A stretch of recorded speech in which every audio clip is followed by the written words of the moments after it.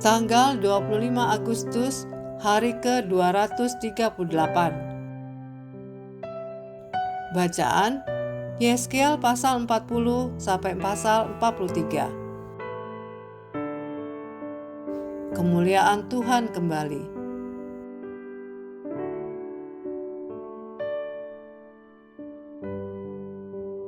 Garis besar, 20 tahun sebelumnya Yeskel pernah melihat dalam penglihatan bagaimana bait suci Yerusalem ditinggalkan oleh kemuliaan Tuhan sebelum kehancurannya.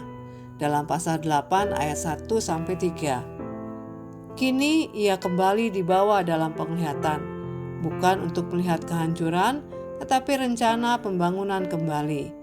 Dengan detail seperti seorang arsitek, Yeskel mencatat ukuran, pintu, dan ruang-ruang.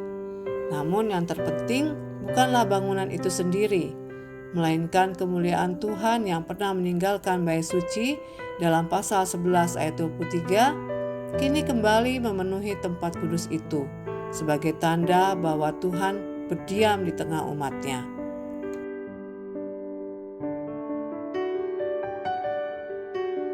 Renungan harian.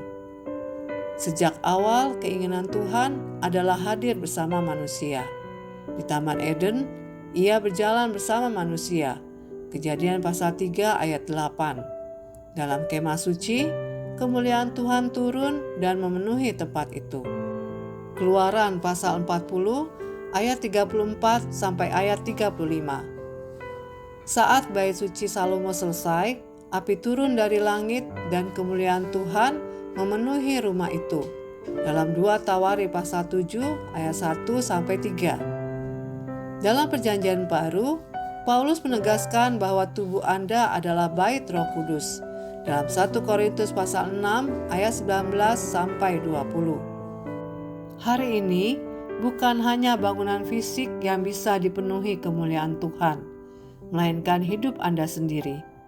Bayangkan jika setiap perkataan, sikap, pekerjaan, dan waktu luang Anda bisa menjadi bait tempat orang lain melihat kehadiran Tuhan. Cetak biru bait suci Yeskel mengingatkan Anda untuk juga membuat cetak biru rohani hidup yang dipersembahkan demi kemuliaan Allah.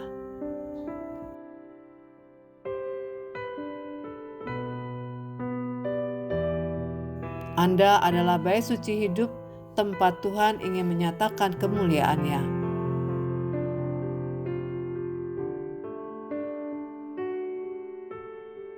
Pendalaman.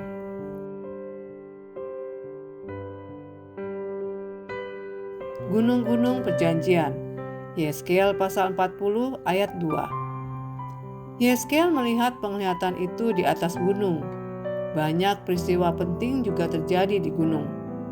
Hukum Taurat diberikan di Sinai. Yesus berkhotbah di bukit.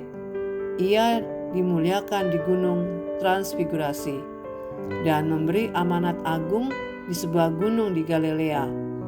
Semua menunjuk pada janji Yesaya pasal 2 ayat 2 bahwa gunung rumah Tuhan akan ditegakkan di atas gunung-gunung. Dapatkah Anda menyebut 2 gunung penting lain dalam Alkitab dan renungkan maknanya?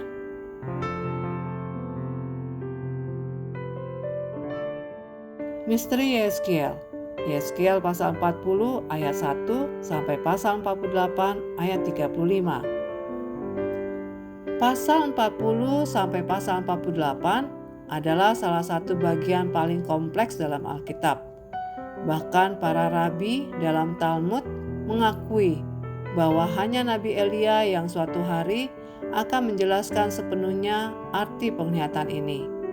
Namun satu hal jelas, Allah sedang menegaskan kembali bahwa Ia rindu berdiam di tengah umatnya dengan kemuliaan-Nya.